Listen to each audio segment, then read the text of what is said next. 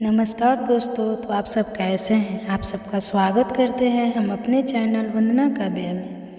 तो आप सब कैसे हैं ये बताने के लिए हमेशा की तरह कमेंट बॉक्स में श्री गणेशाय नमः जरूर लिखिए। तो दोस्तों आज हम बात करते हैं गणेश चतुर्थी के व्रत कथा के बारे में। तो दोस्तों श्री गणेशाय नमः। तो दोस्तों आषाढ़ महीने के कृष्ण पक्ष की चतुर्थी को संकटी चतुर्थी का व्रत रखने और गणेश जी की कथा का श्रवण करने से भगवान गणेश की कृपा सदैव बनी रहती है और मनोकामना पूर्ण होती है। तो आइए सुनते हैं गणेश जी की कहानी। संकष्टी गणेश चतुर्थी व्रत की पहली कथा।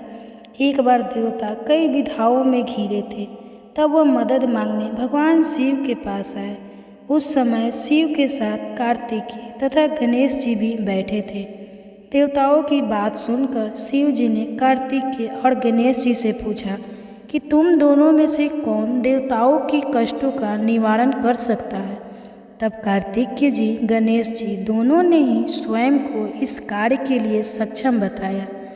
इस पर भगवान शिव ने दोनों की परीक्षा लेते हुए कहा कि तुम दोनों में से जो सबसे पहले पृथ्वी की परिक्रमा करके आएगा वही देवताओं की मदद करने जाएगा।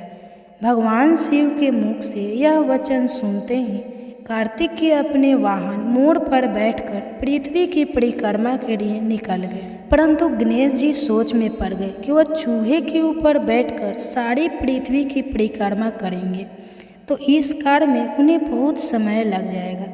तभी उन्हें एक उपाय सूझा। गणेश जी अपने स्थान से उठे और अपने माता पिता की 7 बार परिक्रमा करके वापस बैठ गए। परिक्रमा करके लौटने पर कार्तिकेय स्वयं को विजेता बताने लगे। तब शिव जी ने श्री गणेश से पृथ्वी की परिक्रमा ना करने का कारण पूछा। तब गणेश जी ने कहा, माता पिता के चरणों में ही समस्त लोक है। यह सुनकर भगवान शिव ने गणेश जी को देवताओं के संकट दूर करने की आज्ञा दी।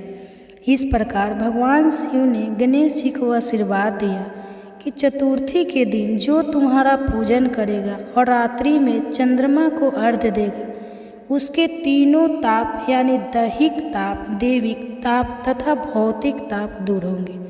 इस व्रत को करने से व्रतधारी के सभी तरह के दुख दूर होंगे और उसे जीवन के भौतिक सुखों की प्राप्ति होगी। चारों तरफ से मनुष्य की सुख समृद्धि बढ़ेगी, पुत्र पौत्र आदि धन ऐश्वर्य की कमी नहीं रहेगी। अब आइए सुनते हैं संकष्टी गणेश चतुर्थी व्रत की। तो दूसरी कथा एक समय की बात है। राजा हरिश्चंद्र के राज्य में एक राजकुमार था। वह मिट्टी के बर्तन बनाता लेकिन वे कच्चे रह जाते थे। एक पुजारी की सलाह पर उसने इस समस्या को दूर करने के लिए एक छोटे बालक को मिट्टी के बर्तनों के साथ आवा में डाल दिया। उस दिन संकष्टी चतुर्थी का दिन था। उस बच्चे की माँ अपने बेटे के लिए परेशान थी। उसने गणेश जी से बेटे की कुशलता की प्रार्थना की। दूसरे दिन जब कुम्हार ने सुबह उठकर देखा तो आवा में उसके बर्तन तो पक गए थे लेकिन बच्चे का बाल भी बाका नहीं हुआ था। वह डर गया और राजा के दरबार में जाकर सारी घटना बताई। इसके बाद राजा ने उस बच्चे और उसकी माँ को बुलाया तो माँ ने सभी तरह के विघ्न को दूर करने वाली संकष्टी चतुर्थी का वर्णन किया। इस घटना के बाद से महिलाएं संतान और परिवार के सौभाग्य के लिए संकष्टी गणेश चतुर्थी का व्रत करने लगी। अब आइए सुनते हैं संकष्टी गणेश चतुर्थी की तीसरी कथा। तो दोस्तों एक समय की बात है। भगवान विष्णु का विवाह लक्ष्मी जी के साथ निश्चित हो गया। विवाह की तैयारी होने लगी।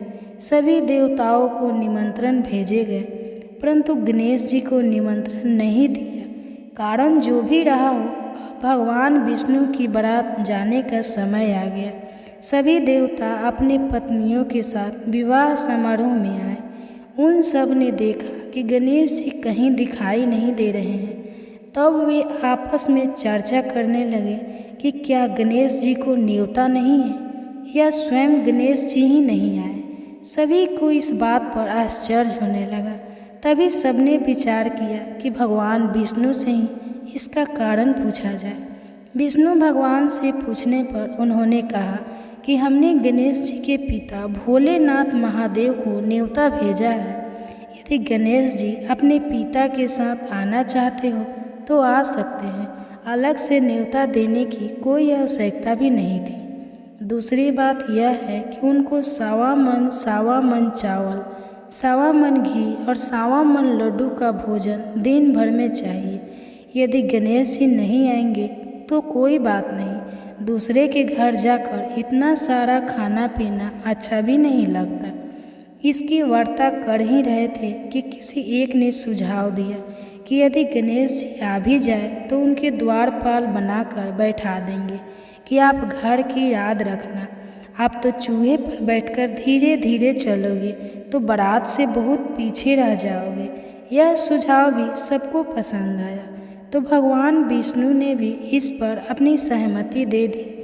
होना क्या था, इतने में गणेश जी वहां आ पहुँचे और उन्हें समझा बुझाकर घर की रखवाली करने के लिए बैठा दिया। बारात चल दी। तब नारद जी ने देखा कि गणेश जी तो दरवाजे पर बैठे हैं। नारद जी ने गणेश जी से पूछा, क्यों बारात क्यों नहीं गए? तब गणेश जी ने कहा कि भगवान विष्णु ने उन्हें अपना निवास स्थान सौंप कर गए हैं, अब मैं यहाँ का राजा हूँ। तब नारद जी हंसते हुए कहने लगे कि ये भी हो सकता है कि उन्होंने आपको द्वारपाल के रूप में यहाँ बैठाया हो। तब गणेश जी कहने लगे कि हाँ, विष्णु भगवान ने मेरा बहुत अपमान किया है। नारद जी ने कहा कि आप उदास ना हो, आप अपनी मशक सेना को आगे भेज दें तो वह रास्ता खोद देगी, जिससे उनके वाहन धरती में धंस जाएंगे। तब आपको सम्मानपूर्वक बुलाना पड़ेगा। अब तो गणेश जी अपनी मशक सेना को जल्दी से आगे भेज दिए और सेना ने जमीन पोल कर दी। जब वहाँ से निकली तो रथों की पहिए धरती में धंस गए। लाख कोशिश करे परंतु पहिए नहीं निकले। सभी ने अपने अपने उपाय किए परंतु पहिए तो नहीं निकले, बल्कि जगह जगह से टूट गए। किसी को समझ में नहीं आ रहा था कि अब क्या किया जाए। तब नारद जी ने कहा, आप लोगों ने गणेश जी का अपमान करके अच्छा नहीं किया। यदि उन्हें मना कर लाए तो आपका कार्य सिद्ध हो सकता है और यह संकट टल सकता है। शंकर भगवान ने अपने दूत नंदी को भेजा और वे गणेश जी को लेकर आए। गणेश जी का आदर सम्मान के साथ पूजन किया। तब कहीं रथ के पहिया निकले। अब रथ के पहिए तो निकल गए परंतु वे टूटे फूटे हुए थे, तो उन्हें सुधारे कौन? पास के खेत में खाती काम कर रहा था, उसे बुलाया गया। खाती अपना कार्य करने से पहले श्री गणेशाय नमः कहकर गणेश जी की वंदना मन ही मन करने लगा। देखते ही देखते खाती ने सभी पहियों को ठीक कर दिया।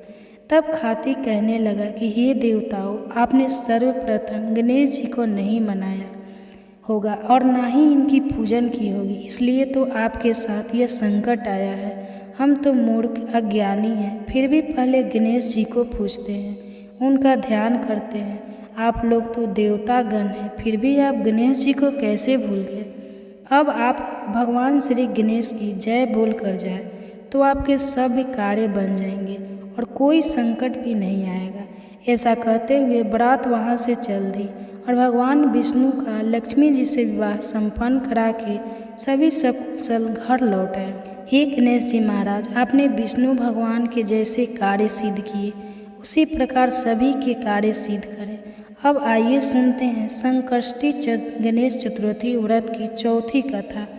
एक बार भगवान शिव और माता पार्वती नर्मदा नदी के किनारे बैठे थे। वहाँ माता पार्वती ने भगवान शिव के साथ समय व्यतीत करने के लिए चौपर खेलने को कहा। शिव भगवान चौपर खेलने के लिए तैयार हो गए, परंतु इस खेल में हार जीत का फैसला कौन करेगा, यह प्रश्न उन्हें समक्ष उठा। तो भगवान शिव ने कुछ दिन के एकत्रित करके उसका एक पुतला बनाकर उसकी प्राण प्रतिष्ठा कर दी और पुतले से कहा, बेटा, हम चौपर खेलना चाहते हैं, परंतु हमारी हार जीत का फैसला करने वाला कोई नहीं है, इसलिए तुम बताना कि हम दोनों में कौन हारा और कौन जीता। उसके बाद भगवान शिव और माता पार्वती का चौपर खेल शुरू हो गया। यह खेल 3 बार खेला गया और संजोग से तीनों बार माता पार्वती ही जीत गई। खेल समाप्त होने के बाद बालक से हार जीत का फैसला करने के लिए कहा गया, तो उस बालक ने महादेव को विजय बताया। यह सुनकर माता पार्वती क्रोधित हो गई और क्रोध में उन्होंने बालक को लंगड़ा होने और कचीर में पड़े रहने का श्राप दे दिया। बालक ने माता पार्वती से माफ़ी मांगी और कहा, यह मुझसे अज्ञानतावश ऐसा हुआ है, मैंने किसी द्वेष भाव से ऐसा नहीं किया है। बालक द्वारा क्षमा मांगने पर माँ ने कहा, यहाँ गणेश पूजन के लिए ना कन्याएं आएगी, उनके कहे अनुसार तुम गणेश व्रत करो, ऐसा करने से तुम मुझे प्राप्त करोगे। यह कहकर माता पार्वती शिव जी के साथ कैलाश पर्वत पर चली गई। 1 वर्ष के बाद उस स्थान पर नाग कन्याएं आई। तब नाग कन्याओं से ही श्री गणेश के व्रत की विधि मालूम करके उस बालक ने 21 दिन लगातार गणेश जी का व्रत किया। उसकी श्रद्धा से गणेश जी प्रसन्न हुए। उन्होंने बालक को मनवांछित फल मांगने के लिए कहा। उस बालक ने कहा, हे विनायक, मुझे में इतनी शक्ति दीजिए कि मैं अपने पैरों पर चलकर अपने माता पिता के पास कैलाश पर्वत पर पहुंच सकूं और वे यह देखकर प्रसन्न हों। तब बालक को वरदान देकर श्री गणेश अर्ध ध्यान हो गए। इसके बाद वह बालक कैलाश पर्वत पर पहुंच गया और कैलाश पर्वत पर पहुंचने की अपनी कथा उसने भगवान शिव को सुनाई। चौपर वाले दिन से माता पार्वती शिव जी से विमुख थी, अतः देवी के रुष्ट होने पर भगवान शिव ने भी बालक के बताए अनुसार 21 दिनों तक श्री गणेश का व्रत किया। इस व्रत के प्रभाव से माता पार्वती के मन में भगवान शिव के प्रति जो नाराजगी थी वह समाप्त हो गई। तब यह व्रत विधि भगवान शंकर ने माता पार्वती को बताई। यह सुनकर माता पार्वती के मन में भी अपने पुत्र कार्तिकेय से मिलने की इच्छा जागृत हुई। तब माता पार्वती ने भी 21 दिन तक श्री गणेश का व्रत किया तथा दूर्वा फल लड्डुओं से श्री गणेश जी का पूजन अर्चन किया। व्रत के 21वें दिन कार्तिकेय स्वयं माता पार्वती जी से मिले। उस दिन से श्री गणेश चतुर्थी का यह व्रत समस्त मनोकामनाएं की पूर्ति करने वाला व्रत माना जाता है। इस व्रत को करने से मनुष्य की सारे कष्ट दूर होकर मनुष्य को समस्त सुख सुविधाएं प्राप्त होती है। तो दोस्तों, ये कहानी आपको कैसी लगी? अगर अच्छी लगी तो कमेंट बॉक्स में ओम गणेशाय नमः का जयकारा जरूर लगाइएगा। तो वीडियो को अंत तक बने रहने के लिए धन्यवाद।